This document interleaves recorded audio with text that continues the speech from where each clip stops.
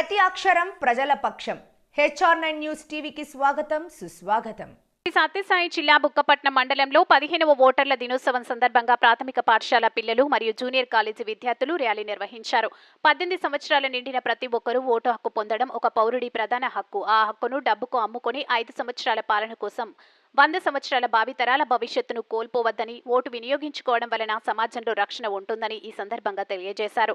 హిందీ పాఠశాల యాజమాన్యం తదితరులు పాల్గొన్నారు. జాతీయ ఓటర్ దినోత్సవాన్ని జరుపుకుంటున్న సందర్భంగా మన భారతదేశంలో ఉన్నటువంటి ఓటు హక్కు ఉన్నటువంటి వాళ్ళందరికీ కూడా శుభాకాంక్షలు తెలియజేస్తున్నాం. అలాగే ఈ సంవత్సరం ఎవరైతే ఓటు వారికి ప్రప్రథమంగా ఈ ఓటు దినోత్సవాన్ని గురించి మన మేడం గారు ఈ యొక్క సమావేశంలో సంబంధించి విషయము గురించి మాట్లాడవలసిందిగా తెలియజేస్తున్నాం. ఓటర్ల దినోత్సవం జరుపుకుంటూ ఉన్నాం. మరి ఈ ఓటర్ల దినోత్సవం ఎందుకు జరుపుకుంటున్నామంటే మన రాజ్యాంగం 1980 జనవరి 25వ తేదీన మనకు ఒక ఎన్నికల సంస్థను ఏర్పాటు చేయడం జరిగింది.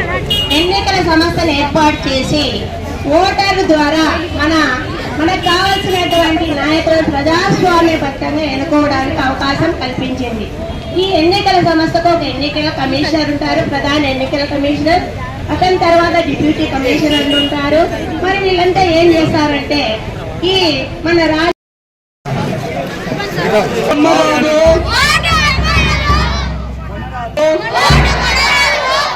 కొనరాదు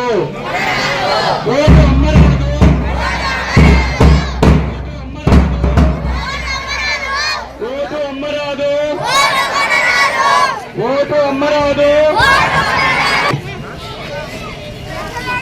ఓటు లేని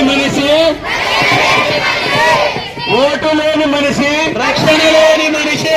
ఓటు లేని మనిషి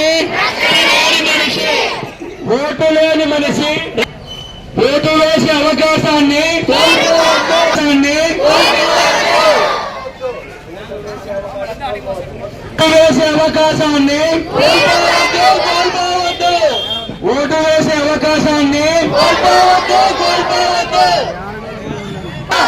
ఓటు అమ్మరాదు.